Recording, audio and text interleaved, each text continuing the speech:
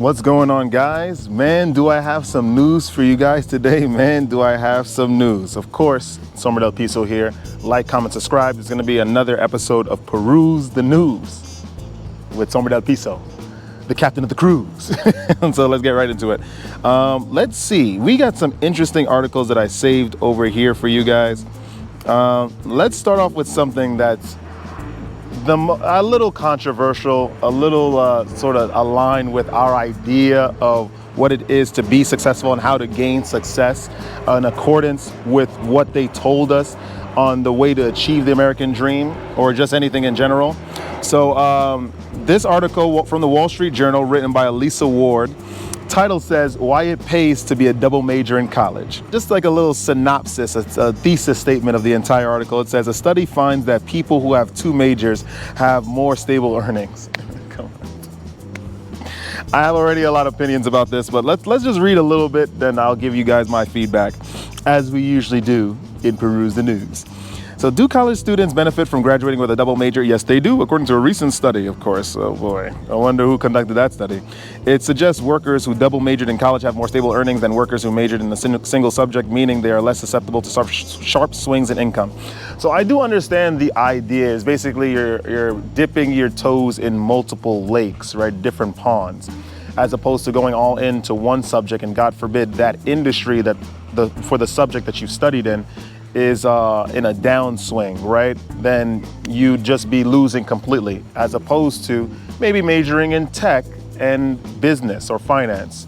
And if finance is not doing well, which is very, very rare, you'll have some tech experience and you'll have some, you get some earnings from that. I think that this whole thing is just about having people pay more money, because the double major, remember, you have to pay more money in order to study more, to get more credits, to achieve more. And that's still a chance. Remember, you still have to go through the gates of being hired. If you are, say, an individual like Somer Del Piso, who has dipped his toes in multiple ponds, right? I have 2 degrees, both in the same. I have an associate's and a bachelor's in business administration, but my minor is in marketing. So business administration is more of like a management side.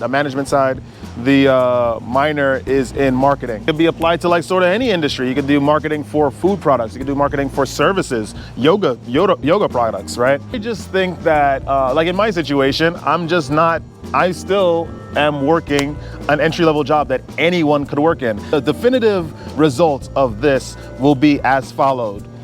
You will go to college, you'll believe Lisa, the writer of this article, you'll go to college, spend way more money, and double major.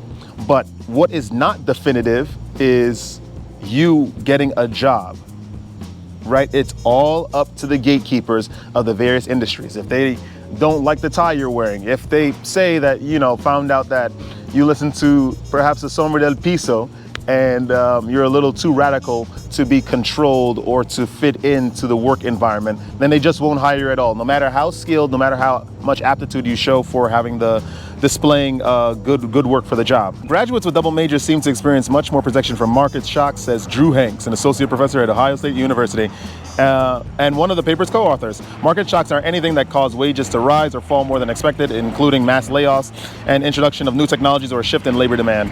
At the end of the day, it doesn't matter how many, you can have 2 or 3 PhDs.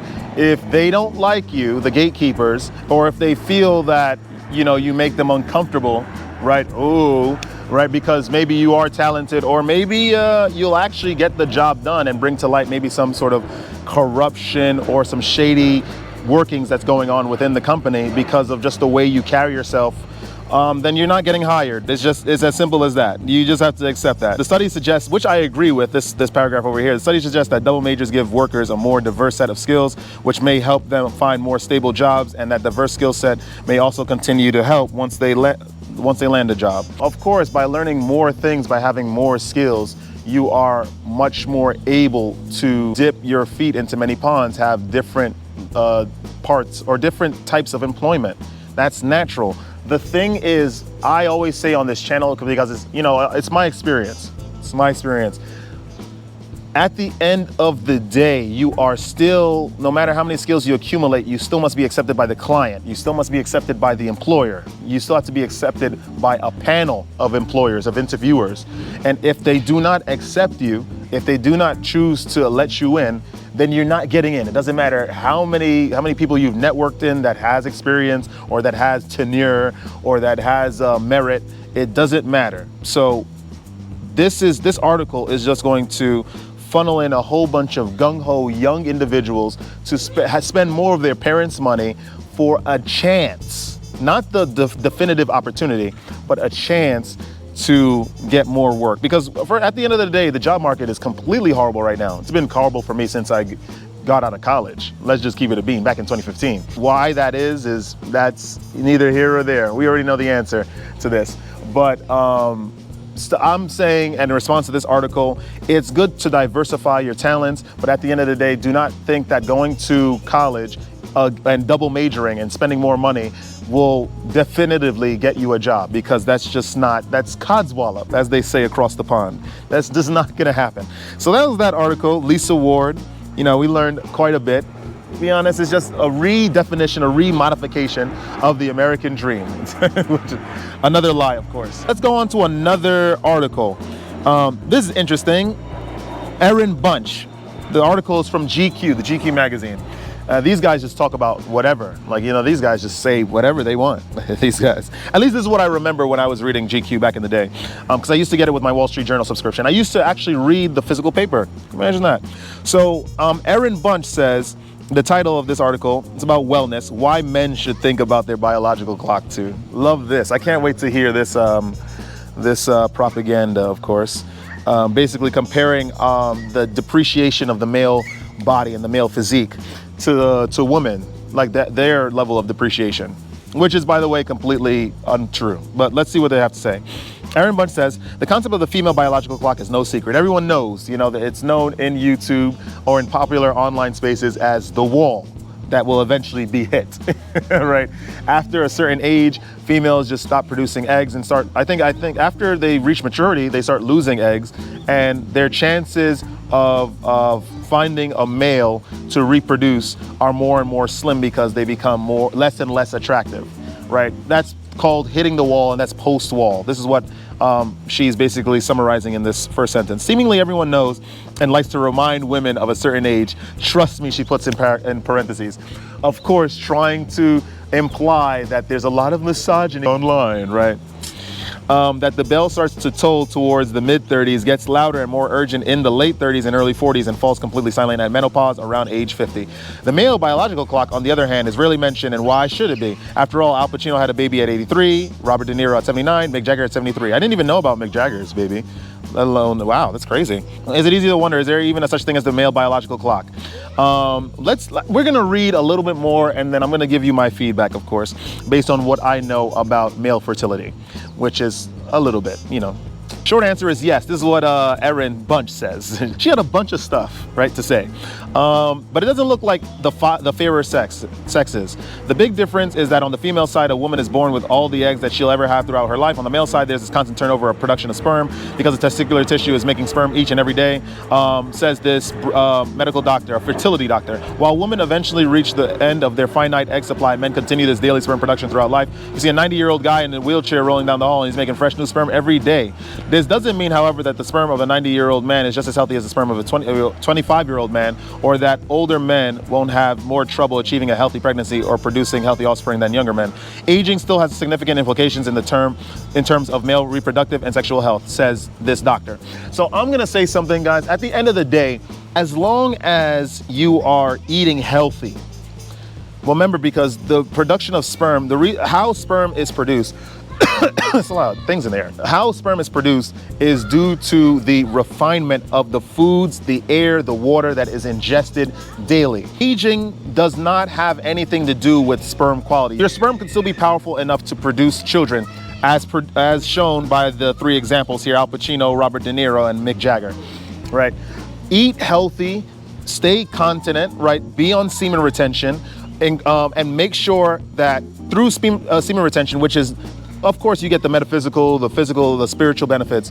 By retaining your semen, you are causing the sperms to go through a process called spermatogenesis, which lends to the maturity of sperm, which makes them more able to survive that trip through the female's vaginal canal to eventually, impregnate the female. The spermatogenesis process is not hampered in any way due to age. It is only hampered when you are ejaculating consistently, because the sperms will never have the opportunity to truly mature, to fully mature.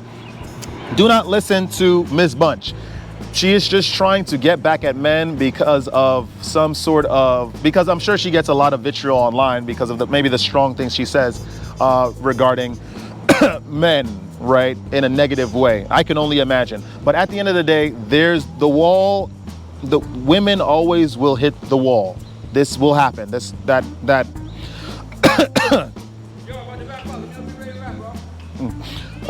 Women, that's Alpha T Fitness right there, man. It's crazy. Lives in Brooklyn. They will always be less and less attractive and less able to make kids the older they get. That is a biological fact. Men, of course, our energy fades, our physical energy, because it's age. Our muscles sort of atrophy, our bones are getting a bit more brittle. That's a fact. But in terms of reproductive health of the man, as long as they are continuously eating healthy, they are on semen retention, which causes their sperms to go through the full spermatogenesis process, which is about 60 days that it takes for a sperm to fully mature. As long as they're doing that, they could reproduce until the end of their days. Do not listen to Miss Bunch. She doesn't know what she's saying. She's just trying to strike back at guys. Let's see what she has to say about the effects of aging on male fertility.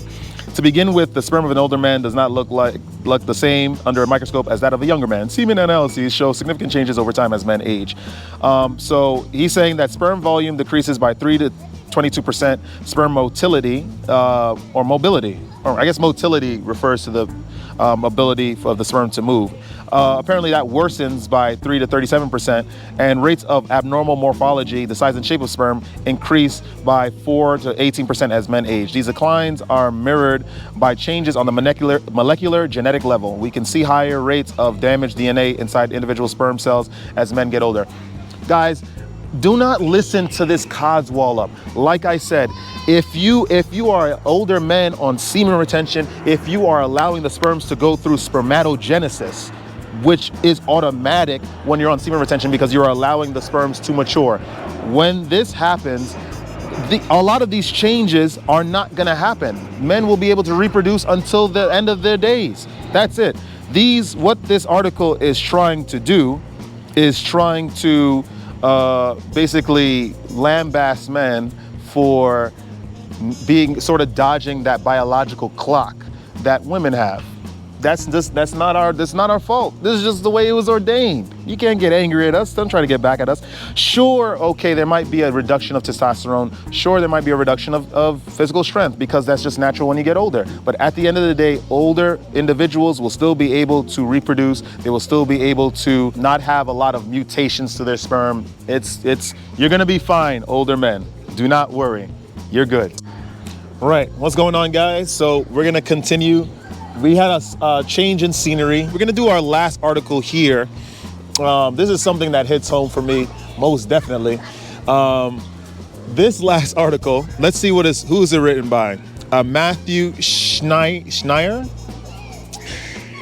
Basically, small plate, this is the name of the article. Small plates, big checks. Why restaurant prices feel so high and why they're gonna stay that way. Me, Sombra del Piso, I work in a restaurant, so I definitely understand a lot of the ins and outs of the pricing, the industry, why there's high turnover, all that kind of stuff. So let's read a little bit, and I'm gonna give you my feedback as per usual.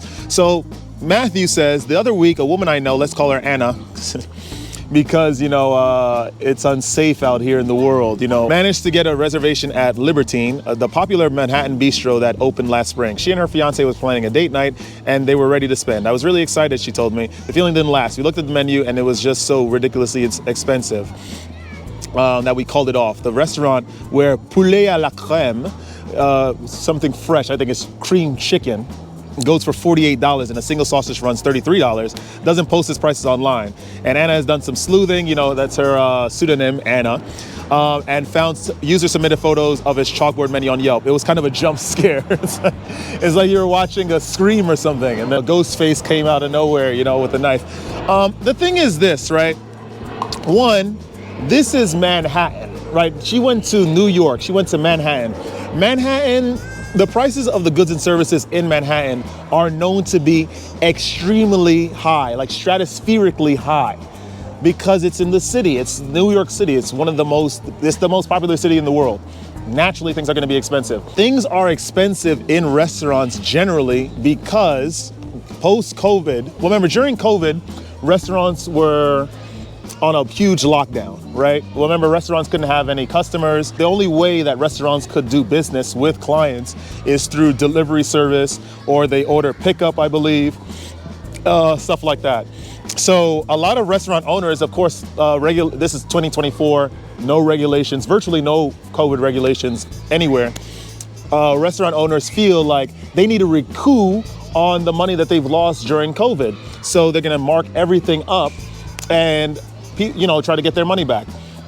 And people are just getting rinsed, right? I mean, the thing is, who's buying a poulet à la crème for 40-something, close to $50? That's crazy. And we know that you're not getting $50 worth. Usually when you go in restaurants like this and you're paying $50 for anything, you're probably gonna get like maybe 6-ounce piece of protein, a heavy amount of sauce and cream, maybe like 4 ounces of carbs, not even that. I can go to Whole Foods. Let's give you some perspective. I can go to Whole Foods right now and buy I could buy probably close to 4 pounds of chicken, organic, not grass-fed, but organic cage-free chicken breast for less than $50. Like, it's insane. Like, this is, clearly, you're in the city, you're gonna be paying a premium for stuff. Menus simply look more expensive too, as $30 starters, $30 for appetizers, it's nuts. $72, large format dishes become the norm, and operators abandon the old app, entrees, side dish model for running lists of shareable plates.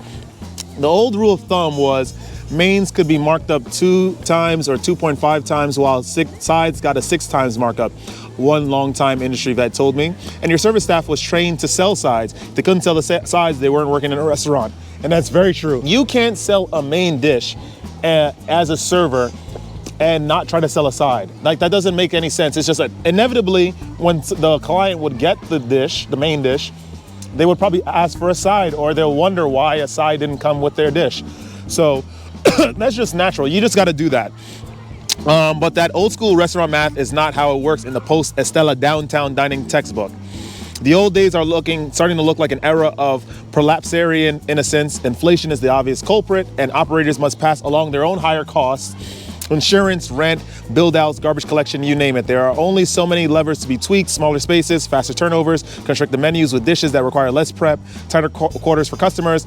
But the view from the inside the industry is that the prices are now, it's not that the prices are now too high, it's that they were previously too low, because they're trying to validate pushing all of the costs and expenses on the consumer. This is what they do in all industries. The video game industry, they're giving us a subpar product, right? A half-finished, incomplete product for a premium price. And of course, they'll have DLC that comes out within the following months, and you got to pay another premium price for that. Let's say in New York, and just in like the big metropolises, and you're trying to pay for apartments, or pay for a studio apartment. You have no bathroom, most likely have no kitchen, and you're paying over 2,500 American dollars a month just for the housing, for space alone. That's insane. It's the same with the housing bubble way back when. They had all these bailouts for the banks, and of course all of those expenses were transferred to the consumer. It's the same with the restaurant business. They're trying to make a recoup on their losses during the lockdowns of COVID by trying to validate that their prices were too low before the pandemic, and then they need to charge like double, triple the prices of what they formerly used to host and sell in order to make that money back. And of course, to combat with rising rent prices, overhead costs, payroll, all that stuff. I say it's complete nonsense. This is crazy. We need to get the heck out of here. Us men, first of all, if you are a man watching this channel, you need to be on semen retention. Anyway, that's one. Number two, so you're not really desiring much. That's one. Number two, we're supposed to be at the stage where we're cooking our own foods. We're cooking our own foods, so we're paying way less than $48 if we would decide to create, you know, a poulet à la crème for the household, and we could have leftovers, and we just have, you know, we save money. We need to get into the habit of not forking over all of our hard-earned little cash money that we're getting from these mediocre jobs. At least I'm talking for myself and people that are just in my situation as well. Save that money and just be a bit more creative, and then, you know, make foods that are a bit more healthy, because foods in the restaurants, they're saturated with salt, saturated with oils, seed oils, which are really bad for us as well, all that bad stuff. So we need to just make a return, or just make an exit and a new entrance into making our own foods. That's all I gotta say. So with that being said, that's it. Somer del Piso gone. If you like that content, like, comment, subscribe, share the video with some peers. You guys gotta give me some goddamn criticism. You know, I mean, the videos are doing pretty well. I think they're doing pretty well on the channel. But I need some help. I want, like, if I'm saying something incorrectly, tell me how to say it so I can say it correctly. If I am not showing something, tell me how to show it. I can only be as good as the criticism I receive. So lay it on me. Don't let this world get you down. As I always say, it is just like some sort of construct created by like some sort of angry God that doesn't really have any true power, right? And his power lies in arrogance and the fact that he's lived so long. And stay radiant. I'll see you guys in the next one.